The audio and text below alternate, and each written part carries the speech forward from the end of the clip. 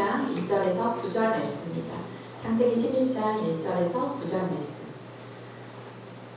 1절부터 합독하도록 하겠습니다. 시작. 온 땅의 언어가 하나요 말이 하나였더라. 이에 그들이 동방으로 옮기다가 신할 평지를 만나 거기 거류하며 서로 말하되 자 벽돌을 만들어 벽구에 굽자라고. 이에 벽돌로 돌을 배신하며 영청으로 지기를 배신하고 또 말하되 자 성읍과 탑을 건설하여 그 탑 꼭대기를 하늘에 닿게 하여 우리 이름을 내고 온 주변에 흩어짐을 면하자 하였더니 여호와께서 사람들이 건설하는 그 성읍과 탑을 보려고 내려오셨더라. 여호와께서 이르시되 이 무리가 한 족속이요 언어도 하나이므로 이같이 시작하였으니 이후로는 그 하고자 하는 일을 막을 수 없으리로다. 자 우리가 내려가서 거기서 그들의 언어를 혼잡하게 하여 그들이 서로 알아듣지 못하게 하자 하시고 여호와께서 거기서 그들을 온 지면에 흩으셨으므로 그들이 그 도시를 건설하기를 그쳤더라. 그러므로 그 이름을 바벨이라 하니 이는 여호와께서 거기서 온 땅의 언어를 혼잡하게 하셨음이니라. 여호와께서 거기서 그들을 온 지면에 흩으셨더라. 아멘. 자리 앉겠습니다.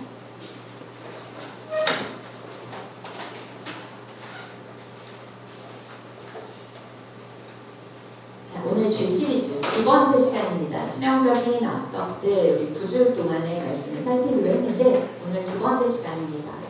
오늘은 교만에 대해서 나 자신을 섬기는 것이라는 제목으로 주제로 말씀을 나누도록 하겠습니다. 불신앙을 제외하고 믿지 않는 것, 불신앙을 제외하고요. 교만의 죄보다 우리의 영혼에 더 해로운 것은 없습니다. 7가지 치명적인 악덕들, 죄악의 뿌리가 바로 교만에서부터이기 때문입니다. 교만으로부터 모든 죄악들이 파생이 되는 것입니다. 교만은 자기를 높이는 것이고요. 그리고 자기를 섬기는 것입니다. 나 자신을 섬기는 것. 결국에는 내가 하나님의 자리에 앉게 되는 거죠. 교만을 의미하는 라틴어 단어가 있어요. 수페르비아. 이것은 자신을 높이 둔다라는 뜻입니다. 높이라는 게 수프라라는 뜻인데 자기 자신을 높은 곳에 둔다. 수페르비아라는 말입니다. 자신을 내가 생각하는 이 실제 상태보다 더 높이는 것을 말하는 거예요. 더 높이는 것. 교만한 사람은 다른 사람을 나보다 어떻게 여깁니다. 낮게 여기죠. 교만한 사람은 다른 사람보다 자신을 낮게 여깁니다. 좋게 여긴다는 거죠. 스스로를 탁월하다는 생각을 갖고 있어요. 그리고 모든 삶에 있어서 중심은 나야. 그리고 내 위주로 돌아가야 돼. 그 중심의 축에는 항상 내가 있는 자리가 되는 거죠. 그래서 다른 사람들이 위에 있거나 아니면 다른 사람들이 중심에 있는 것을 잘 못 봐요. 내가 그 자리에 있어야 되기 때문에. 교만의 본질은 우리의 마음과 눈을 높이는 것, 그리고 나 자신을 높이 세우는 것이 있습니다. 교만은 이처럼 자기 자신을 숭배하게 만들어요. 창조주 하나님께 맞서서 스스로를 높이려고 합니다. 이것이 교만입니다. 그렇기 때문에 교만은 개인뿐만이 아니라 공동체에도 굉장한 영향을 미치게 돼요. 이를 잘 반영하고 있는 사건이 바로 오늘 본문에서 같이 읽었던 바벨탑 사건입니다. 창세기 11장 4절 말씀을 다시 한번 읽어볼게요. 11장 4절입니다. 시작. 또 말하되 자 성읍과 탑을 건설하여 그 탑 꼭대기를 하늘에 닿게 하여 우리 이름을 내고 온 지면에 흩어지며 면하자 하였더니. 자, 바벨탑을 쌓는 사람들, 이 사람들의 목적이 무엇이냐라고 나와있는데 첫 번째 나와 있는 게 무엇이냐? 우리의 이름을 내고 라고 나와 있어요. 우리 이름을 내고. 자, 이것은 자신들의 힘을 모아서 하나님을 높이고 찬양하는 것이 아니라, 우리가 공동체적으로 하나님을 높이는 것이 아니라 교만해져서 자신의 이름들을 내고자 함이라는 거예요. 우리의 이름을 내고. 그들이 바벨탑을 쌓고 또 성을 쌓고 성을 건설에 함께 지나면서 모이면서 스스로 하나님을 대신해서 땅을 지배하고 다스리고 그 주권자로 살아가려고 마음을 먹게 되는 것입니다. 그렇기 때문에 하나님은 그들을 흩으시기를 작정하신 거예요. 개인뿐만이 아니라 공동체, 우리의 공동체의 교만의 죄를 경계해야 됩니다. 요즘에 유럽에서 리서치를 하면요, 가장 중요한 가치관에 대한 조사를 했을 때 가장 중요하게 여기는 것이 무엇이냐라는 질문에 첫 번째 해당하는 것이 무엇이냐? 가족입니다. 가족. 월등하게 가족을 하게 돼요. 자기 가족을 위한 삶, 나의 가족들이 중심이 된 삶을 살아가다 보면은 우리 가족만이 안전하고 우리 가족만이 우월하다는 생각을 갖게 됩니다. 그런 우월감이나 가족 이기주의에 빠지게 될 수가 있다는 거예요. 예수님께서 말씀하셨죠? 마태복음 12장 50절 말씀 같이 한번 읽어보겠습니다. 시작. 누구든지 하늘에 계신 내 아버지의 뜻대로 하는 자가 내 형제요, 자매요, 어머니이라 하시더라. 아멘. 하지만 우리 교회 공동체에서도 마찬가지입니다. 예수님께서 이렇게 말씀하시죠. 하나님의 뜻대로 행하는 자들이 다 형제요, 자매요, 가족이다, 하늘의 가족이다 라고 이렇게 말씀하셨어요. 근데 우리가 생각을 했을 때 우리 교회 공동체 안에서 우리 가족이라고 묶어둔 단위가 있죠. 무엇이죠? 라이트입니다. 라이트. 우리 라이트 사랑하시죠? 자신의 라이트 사랑하시죠? 네, 너무 좋습니다. 근데 우리 라이트만, 그리고 우리 라옥만, 그리고 맘맞는 우리끼리만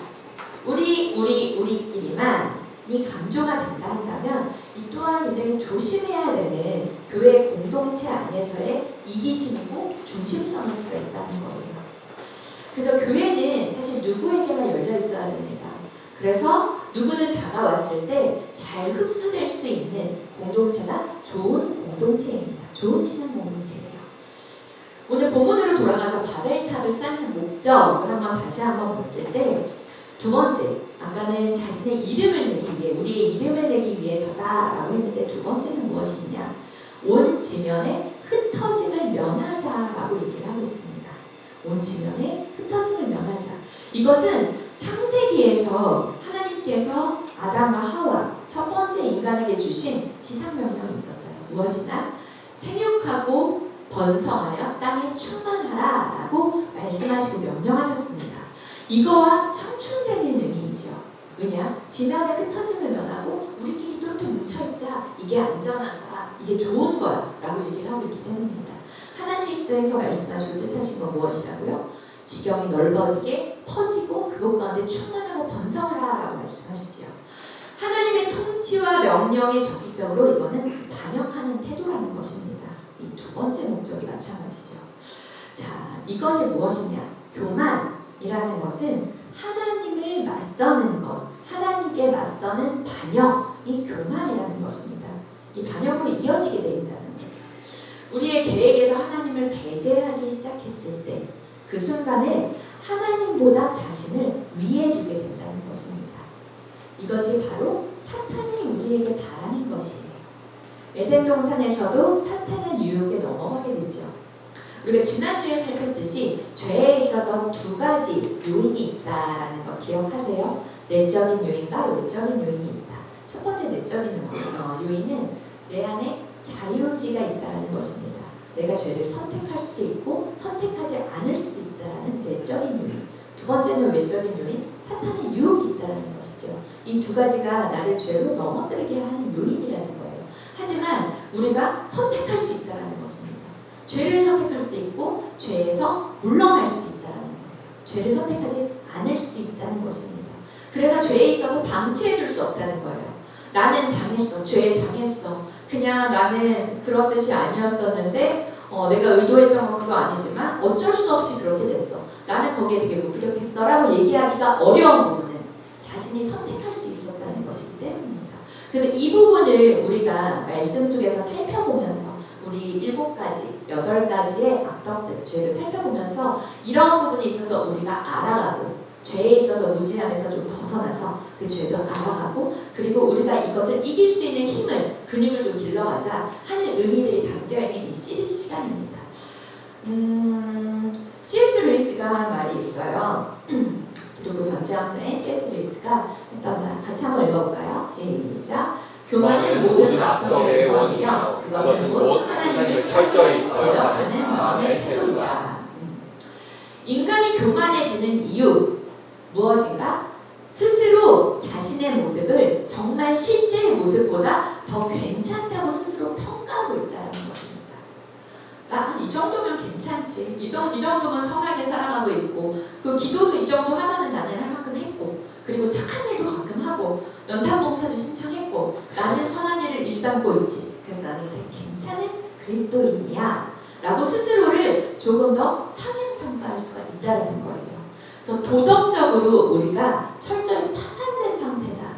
우리가 도덕적으로 무너져 있다는 것을 망각한 채로 깨닫지 못한 채로 살아가고 있는 우리의 상태.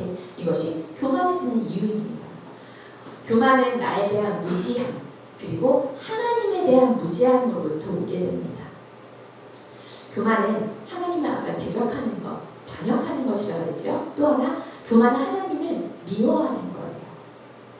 그리고 교만은 또한 그것이 보이지 않아요. 그렇기 때문에 가장 위험합니다. 왜냐하면 뿌리이기 때문이에요. 죄악의 상태로 나타나고 보이고 눈에 너무나도 잘 보이고 나도 깨닫고 다른 사람들이 보이게도 있다 그러면은 쉽게 내가 지금 교만하구나. 교만이라는 죄를 저지르고 있구나 라고 생각할 텐데 교만은 사실 보이지가 않기 때문에 위험하다는 것입니다. 왜냐? 죄의 뿌리이기 때문에 루트입니다. 뿌리는 보이지 않죠. 땅 밑에 들어가 있습니다. 여기에서부터 다른 죄들이 파생되기 때문이에요. 자, 교만의 반대는 무엇일까요? 교만의 반대. 겸손한 마음, 겸손입니다. 그렇죠? 교만은 자기 중심성의 극치이죠. 겸손은 하지만 자기 중심에서 바깥으로 나아가고 있는 모습이 겸손입니다. 그리고 교만은 통제력이에요. 컨트롤하려고 하는 것이지만 겸손은 그 통제권을 내려놓는 것입니다. 자, 교만은 위에서 밑으로 깔아보기를 원하죠. 내려다보기를 원합니다. 하지만 겸손은 경외심을 회복하는 것이 겸손입니다. 아까도 나왔지만 C.S. 루이스의 책 중에 스크루테이프의 편지라는 책이 있어요. 본 분들 계시죠? 이 책들. 여기에는 교만이 얼마나 끈질기게 생존하고 활동하고 있는지에 대해서 나와 있습니다. 그 부분을 잠깐 소개해 줄게요. 여기에서 스크루테이프, 늙은 삼촌이죠. 삼촌 악마가 젊은 조카 악마에게 이렇게 말을 합니다. 신자가 겸손해지면은 위기감을 갖고 긴급 대응을 해야 된다라고 얘기를 해요. 그 상황에서 무엇보다도 자기가 겸손해졌다는 사실에 대해서 초집중하게 만들어라라고 얘기를 합니다.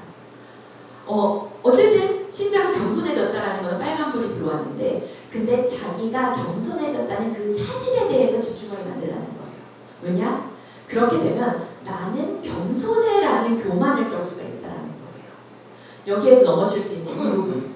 세상에 내가 이렇게 겸손하다라는 생각으로 자기 스스로가 되게 자부심을 느끼고 그리고 만족감을 얻게 된다는 것입니다.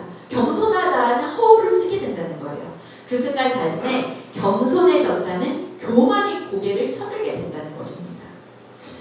신자가 이것조차도 유혹으로 생각하는 마음이 있어서 이 마음을 다시 한번 다잡으려고 한다면 자신이 그렇게 근신한다는 사실 자체를 또한 뭐라고? 자랑스러워하도록 만들라는 거예요. 굉장히 치밀한 부분이지만 사탄이 얼마나 교묘하게 사람의 교만을 타고 들어오는지를 볼 수가 있는 대목입니다. 교만이 얼마나 뿌리 뽑기가 힘든 악인지를 잘 보여주는 부분이죠. 하지만 하나님께서는 겸손한 자들에게 은혜를 주신다고 말씀하십니다. 말씀에서 베드로전서 5장 5절 한번 찾아볼까요? 베드로전서 5장 5절 같이 읽겠습니다. 시작. 젊은 자들아 이와 같이 장로들에게 순종하고 다 서로 겸손으로 허리를 동이라. 하나님은 교만한 자를 대적하시되 겸손한 자들에게는 은혜를 주시느니라. 아멘. 하나님은 교만한 자를 어떻게 하신다고요? 대적하신다고 하십니다. 하나님의 적이 된다. 너무 무서운 일 아닌가요? 겸손한 자들에게는 은혜를 주신다라고 말씀하세요. 자, 우리는 주님의 은혜 없이 살아갈 수 있는 존재들인가요? 우리는 주님의 은혜 없이는 살아갈 수 없는 존재들입니다. 그렇죠? 그 은혜가 우리 안에 머물기 위해서는 어떻게 해야 한다고요? 교만이 우리 안에 틈타지 못하게 만들어야 하는 게 먼저 중요하다는 것입니다. 교만을 물리쳐야 합니다. 그리고 그 안에 겸손의 마음으로 은혜를 붙잡고 있어야 된다는 것입니다. 그래야지 그 은혜가 우리 안에 머물 수 있다는 거예요. 겸손한 마음 가운데 주님의 은혜가, 주님의 긍휼하심이, 주님의 인자하심이 부어진다는 것입니다. 아멘. 그리스도인들, 우리가 이러한 말 참 많이 하죠. 하나님의 기쁨이 되길 원합니다. 이 찬양도 있잖아요. 우리 자주 부르는 찬양. 주님의 기쁨 되길 원합니다. 하나님의 기쁨이 되길 원합니다. 우리 그리스도인들이라면 아무래도 우리의 궁극적인 삶의 목적이 될 수 있어요. 하나님의 기쁨이 되길 원합니다. 하지만 하나님께서 기뻐하시는 일이 무엇인지를 알기 위해서는 더불어서 하나님께서 싫어하시고 하나님께서 미워하시는 일이 무엇인지도 우리가 알아야 된다는 것이죠. 항상 둘 관계 가운데 있어야 돼요. 우리 말씀 찾아보겠습니다. 잠언 6장 16절에서 17절 말씀입니다. 잠언 6장 16절에서 17절 같이 읽겠습니다. 시작.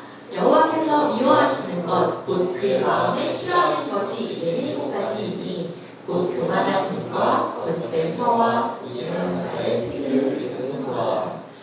한 구절 더 찾아볼게요. 잠언서 말씀 8장 13절 말씀입니다. 같이 읽겠습니다. 시작. 여호와를 경외하는 것은 악을 미워하는 것이라. 나는 교만과 거만과 악한 행실과 해악한 입을 미워하느니라. 아멘. 자, 여기 너무 역력하게 나타나 있어요. 하나님께서 미워하는 것이 무엇이냐? 무엇이죠? 교만, 또 거만, 그 눈빛, 하나님께서 싫어하신다고 정확히 말씀을 하고 계십니다. 교만을 싫어하세요. 하나님은 교만한 자, 교만을 싫어하십니다. 우리 사랑하면은 상대방이 원하고 좋아하는 것을 해주기를 원하죠. 정말 사랑한다고 하면 그러한 마음이 우리 안에서 자발적으로 드는 것이 사랑입니다. 그렇죠? 그렇다면 하지만 싫어하는 것을 하지 않는 것도 매우 중요한 사랑의 표현이라는 거예요. 그렇죠? 하나님은 교만을 싫어하십니다. 지금 읽었던 잠언 6장, 8장 두 구절의 말씀에서도 하나님께서 미워하는 것의 첫 번째 등장하는 것이 무엇이냐? 교만이 제일 먼저 등장하고 있어요. 하나님께서 교만을 얼마나 싫어하시는지 여기에 나타나 있다는 것입니다.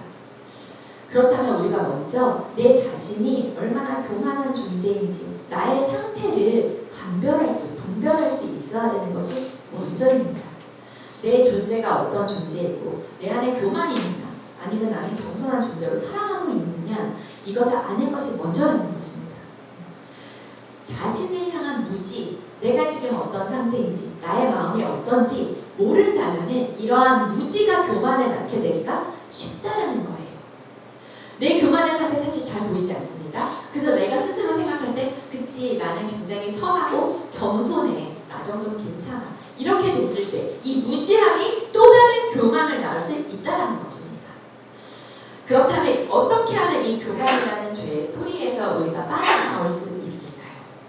이 방법은 굉장히 중요하겠죠. 이것을 한 3가지 정도로 나눠서 한번 보도록 하겠습니다. 첫 번째는 우리가 자세를 낮춰야 돼요. 엎드려서 하나님을 바라보는 것. 이것이 사실은 예배입니다. 예배해야 합니다. 엎드려서 하나님을 바라봐야 합니다. 자, 하나님 어떤 분이신가요? 하나님 창조주 하나님이시죠. 하나님 절대자이신 하나님이십니다. 하나님 주권자이신 하나님이십니다. 거룩하신 하나님, 그 높으신 하나님을 우리가 바라볼 때 그분을 통해서 내가 나됨을 알 수 있다는 것입니다. 크신 하나님 앞에, 위대하신 하나님 앞에 우리가 섰을 때, 거룩하신 하나님 앞에 그 존전에 내가 섰을 때 나의 나됨을 볼 수 있다는 거예요. 우리의 모습은 어떨까요? 하나님 앞에 섰을 때 나의 모습. 지금 한번 서볼까요? 하나님 앞에 내가 섰을 때 나의 모습은 어떠한가요? 크신 하나님 앞에 섰을 때 정말 작은 나의 모습을 볼 수밖에 없습니다. 거룩하신 하나님 앞에 내가 섰을 때 그렇지 못한 죄된 나의 영혼과 마음을 우리가 볼 수 있습니다. 구원의 하나님 앞에 섰을 때 나 스스로는 나 자체를 구원할 수 없는 그러한 죄인이라는 것을 우리가 깨달을 수 있다는 것입니다. 나는 스스로 설 수 없는 존재라는 것, 구원의 은혜가 간절히 필요한 존재라는 것을 깨닫게 된다는 것입니다. 이사야가 하늘나라의 어전 회의의 광경을 보게 돼요. 이사야. 그때 두려워해서 말을 하게 됩니다. 하나님 나라, 하늘나라의 회의를 목격하게 되고 그 앞에서 엎드려서 이사야가 고백하는 것은 무엇이냐? 화로다 나여 망하게 되었도다. 나의 입술이 부정한 사람입니다. 라고 하나님 앞에 엎드려서 고백하게 됩니다. 그리고 베드로도 마찬가지예요. 신약에서 베드로. 밤새 물고기를 한 마리도 잡지 못했습니다. 생각 가운데 잡지 못하고 저 멀리서 예수님께서 말씀하세요. 예수님의 말씀대로 우편으로 그물을 던지라 했을 때 거기에 던져줄 때 끌어올리니 그물이 찢어질 정도로 물고기가 잡혔습니다. 그때 그 즉시 베드로가 무엇을 하게 되죠? 예수님 앞에 엎드려집니다. 그리고 얘기하는 것. 주여 나를 떠나소서. 나는 죄인이로소이다. 라고 고백하게 됩니다. 예수님 앞에 섰을 때, 하나님 앞에 섰을 때, 인간의 모습 때 엎드려지는 거예요. 하나님 앞에 우리가 정말 고개를 들고 설 수 없는 존재라는 것을 깨닫게 된다는 것입니다. 저도 그랬습니다. 저도 미처 알지 못했던 나의 지난 시절의 과거의 죄들을 하나님께서 쫙 보여주셨을 때, 저 영화 필링가드 같이 쫙 비춰주셨을 때 정말 나는 죽을 수밖에 없는 벌레만도 못한 존재구나 라는 제 존재를 깨닫게 됐어요. 그래서 살아있다는 것 자체가 너무나도 괴로웠습니다. 죽여주세요 하고 고백했던 순간이 하나님 앞에서의 저의 모습을 깨닫게 되었던 순간이었습니다. 거룩하신 하나님의 임재 앞에 우리가 설 때 우리의 모습을 볼 수 있습니다. 거룩하신 하나님의 말씀 앞에 우리가 설 때 우리의 진짜의 모습이 비춰지게 됩니다. 아멘. 엎드려서 하나님을 높이는 것, 그리고 예배하는 것, 그것이 교만에서 벗어나서 우리가 우리의 상태를 볼 수 있고 나의 나됨을 직면할 수 있는 그 자리가 된 길, 우리의 살 길이 바로 하나님 앞에 설 때입니다. 하나님을 높이고 하나님을 예배하는 그 자리에서 우리를 직시할 수가 있다는 것입니다. 자, 두 번째는 공동체에 속했을 때 가능합니다. 우리가 공동체가 함께할 때 가능하다는 거예요. 공동체에 속했다는 것은 무엇을 의미합니까? 내 삶의 방식, 내 생각은 뒤로 하고 내 자신만의 방식은 내려놓고 공동체가 추구하는 방식에 우리가 하나 된다는 것이죠. 그 방식에 내가 따르겠습니다 라는 고백하는 것입니다. 그리고 타인과 우리가 함께 하겠습니다 라는 의미가 공동체가 함께하는 것에 담겨져 있는 의미입니다. 따라서 공동체 생활은 공동의 질서, 그리고 규율, 그리고 특정한 삶의 방식을 함께 따르는 것을 전제로 두고 있습니다. 이것은 우리의 자아를 깨뜨리게 되죠. 나의 생각과 나의 뜻을 내려놓게 됩니다. 그리고 새로운 자아, 공동체적인 자아를 형성하게 됩니다. 그리고 겸손을 익히는데 실제적으로 도움이 되는, 유익이 되는 일들을 우리가 할 수밖에 없습니다. 이러한 공동체 생활에서는 교만이 가장 큰 적이 되는 것이죠. 공동체가 함께 있는데 누군가가 교만해서 자기의 생각대로 자기의 방식대로만 한다면 그 공동체가 어렵게 되죠. 불편하게 됩니다. 자기의 옳고 타인의 행동은 그르고 이러한 사고로 함부로 판단하게 된다면 그 교만은 공동체 결속을 무너뜨리게 된다는 거예요. 그래서 서로 맞추고 서로 인대하고 함께 가는 길, 그 훈련을 몸으로 배우고 또 익히게 되는 것, 공동체 생활을 통해서 우리가 함께 겸손한 길로 나아가게 될 수 있다는 것입니다. 우리 라이트하우스 홍대도 마찬가지입니다. 교회 공동체 안에서 우리가 동일합니다. 예배를 통해서 공동체가 함께 주님 앞으로 나아갑니다. 그리고 한 예배의 형식에 우리가 서로를 묶어놓습니다. 그리고 주님 앞에 함께 나아가게 되죠. 또한 라이트 모임을 통해서 우리가 서로의 삶을 나눕니다. 또 교제합니다. 그리고 하나님 안에서 서로 가족됨을 경험하게 됩니다. 빌립보서 2장 3절 말씀 같이 한번 읽어볼게요. 시작! 아무 일에든지 다툼이나 화형으로 하지 말고 오직 겸손한 마음으로 각각 자기보다 남을 낮게 여기고. 아멘. 이에 반드시 머리 되시는 그리스도, 교회의 머리 되시는 분 예수 그리스도 안에서 우리가 겸손하게 다른 사람을 나보다 더 낮게 여기는 것, 이것이 겸손입니다. 다른 사람을 나보다 더 괜찮지, 나보다 더 좋은 사람이야, 이렇게 낮게 여기는 것이 겸손한 것입니다. 겸손하게 다른 사람을 낮게 여기고 또 서로 사랑하고 연결되어서 지어져 가는 것이 바로 교회됨이라는 것입니다. 교회됨. 자, 세 번째는 낮은 곳으로 가라입니다. 낮은 곳으로 가라. 우리가 마음을 낮게 두는 곳, 낮은 곳에 마음을 두는 것, 이것이 겸손입니다. 나의 몸도 낮은 곳에 두는 것. 우리가 자리가 있을 때 상석이라고 부르는 자리가 있죠. 그 자리가 아니라 어디에 보면 낮은 자리. 내가 스스로 찾아가고 누구든 가기 싫어하는 곳, 섬기기 어려워하는 그 자리에 내가 가는 것. 이것이 우리가 교만을 경계하고 겸손한 자리로 나아갈 수 있는 길이라는 것입니다. 나의 몸도 낮은 곳에 두고 나의 마음도 낮은 곳에 두는 것. 이것이 바로 교만에서 멀어지는 길이라는 것입니다. 우리 예수님의 모습 속에서 겸손의 모습을 한번 찾아보겠습니다. 빌립보서 2장 6절에서 8절 말씀. 읽어볼게요. 시작. 그는 근본 하나님의 본체시나 하나님과 동등됨을 취할 것을 여기지 아니하시고 오히려 자기를 비워 종의 형체를 가지사 사람들과 같이 되셨고 사람의 모양으로 나타나사 자기를 낮추시고 죽기까지 복종하셨으니 곧 십자가에 죽으시리라. 아멘. 자, 우리가 할 일은 무엇이냐? 예수님께서 그러하셨던 것처럼 우리가 할 일은 나 자신을 스스로 낮추는 것이라는 것입니다. 그리고 누구든 가기 싫어하는 그 자리에 내가 먼저 갈 수 있는 것. 그것이 겸손의 자세와 겸손의 태도로 나아가는 것이죠. 우리가 스스로 경계하여서 스스로 생각하고 스스로 마음을 낮추어서 낮은 곳으로 나아갈 때 이때 하나님께서는 우리를 바라보시고 우리를 그 자리에서 또한 하나님께서 높여주십니다. 우리가 스스로를 낮출 때 하나님께서 우리를 높여주십니다. 우리가 스스로 낮은 자리로 나아갈 때 하나님께서 어느덧 나를 높은 곳에 이르게 하십니다. 이것이 하나님 나라의 원리예요. 우리 스스로를 낮출 때 주님께서 우리의 팔을 들어주십니다. 우리의 편을 들어주십니다. 그리고 때에 따라 하나님께서 우리를 높은 곳으로 인도해 주십니다. 그렇기 때문에 우리가 바라봐야 되고 우리가 나아가는 방향은 어느 곳? 낮은 곳이라는 것입니다. 겸손한 자들에게 주시는 하나님의 약속의 선물이 있어요. 우리가 마음을 낮은 곳에 두고 우리의 몸을 낮은 곳에 뒀을 때 우리에게 하나님께서 주시는 선물이 있다는 것입니다. 그것이 무엇일까요? 하나님께서 주시는 하나님만이 주실 수 있는 샬롬의 평강이 있습니다. 우리가 그 자리에서 하나님을 높일 때, 그 자리에서 하나님을 바라볼 때 하나님 주시는 평강이 우리 안에 살며시 임하게 됩니다. 무엇으로도 줄 수 없는 평강입니다. 왜 내가 이 자리에 있을 때 마음이 편할까? 내가 누구보다도 누구의 뒤에서 섬기는 그 자리에 있을 때 나는 보이지 않는 그곳에 있을 때 마음이 편안한 것, 하나님 주시는 기쁨이 우리 안에 있다는 것입니다. 겸손은 하나님을 의지하는 마음이에요.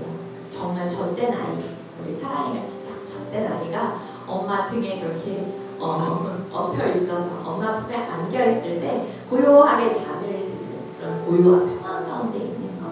이것이 바로 겸손한 자들에게 주시는 하나님의 축복입니다. 우리의 머리 되시는 분 예수 그리스도. 예수님은 무엇을 오셨지요? 예수님은 겸손의 왕으로 이 땅에 오셨습니다. 나고 천한 이 땅으로, 그리고 우리와 같은 죄인과 함께하기 위해서 여기까지가 아니라 우리 대신에 예수님의 생명을 내어놓으시고 우리 대신에 죽으시고 우리를 살리시기 위해서 이 낮은 땅으로 나왔고 낮은 천한 땅으로 오신 분이 예수 그리스도이십니다. 주님이 우리의 머리 되세요. 주님이 우리의 중심 되십니다. 예수 그리스도가 우리의 중심 되십니다. 예수 그리스도께서 우리의 머리 되셔서 우리의 중심 되셔서 우리를 다스리는 삶, 그리고 우리를 통치하시고 우리를 지배하시는 삶. 이 자리가 우리의 자리라는 것입니다. 예수님의 다스리심 안에 있을 때 그 샬롬의 평강을 누릴 수 있는 거죠. 우리는 그 자리에서 예수님을 높이고 예수님을 경배하는 것. 우리가 할 수 있는 것 중에 가장 귀한 일은 무엇이냐? 이 예수님을 높이고 경배하는 것입니다. 우리의 구원자 되시는 예수 그리스도를 높이며 찬양하고 그리고 예배하는 그 자리가 우리가 마땅히 있어야 될 자리라는 거예요. 우리가 하나님의 자리, 우리가 예수님의 그 자리에 있는 것이 아니라 우리는 주님의 발 앞에 주님만이 높임 받으십시오. 나는 주님을 찬양합니다. 주님이 우리의 왕이시고 우리의 중심 되시고 우리의 머리 되시기 때문입니다. 이것이 우리의 나날의 고백, 우리의 매일매일의 순간의 고백이 되기를 축복합니다. 예수님을 높이는 것, 예수님의 이름을 높이는 것, 그리고 가장 중요한 게 있어요. 우리가 예수님을 모시고 살아가죠. 성령님께서 우리 안에 계십니다. 성령님은 우리가 모시고 살아갑니다. 우리가 예수님 닮은 삶을 살기를 원합니다. 예수님처럼 살아가는 것. 예수님이 항상 내 안에 계시다는 것을 인식하면서 살아가는 삶. 그 자리가 겸손의 자리라는 거예요. 교만을 대적하고 피할 수 있는 것은 단지 우리가 예수님께서 우리 안에 계시고 예수님이 나와 함께 하시고 그리고 예수님처럼 예수님 닮은 자로 살아가는 것.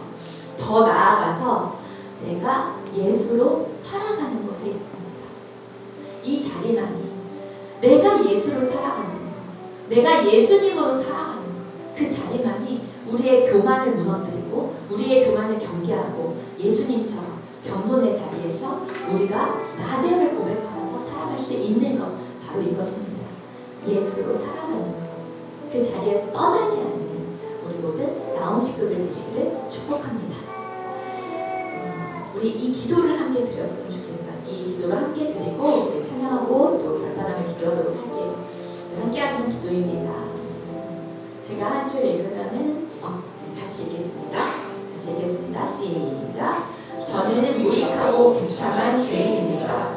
하지만 예수 그리스도께서 저의 전부이심을 믿습니다. 이제는 오직 그분의 십자가와 보혈의 구원의 소망을 둡니다. 아멘. 우리의 자아를 부인하고 그리스도를 높이고 그분께 의존할 때, 그분을 신뢰할 때 우리의 교만의 죄악에서 벗어나서 진정 예수님 닮은 참된 겸손의 자리로 나아가게 됩니다.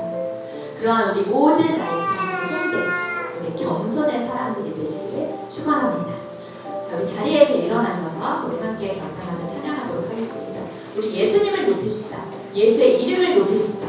그리고 우리가 그 자리에서 우리가 누구인지 다시 한번 주님 앞에 고백하는 이 시간 되기를 바랍니다.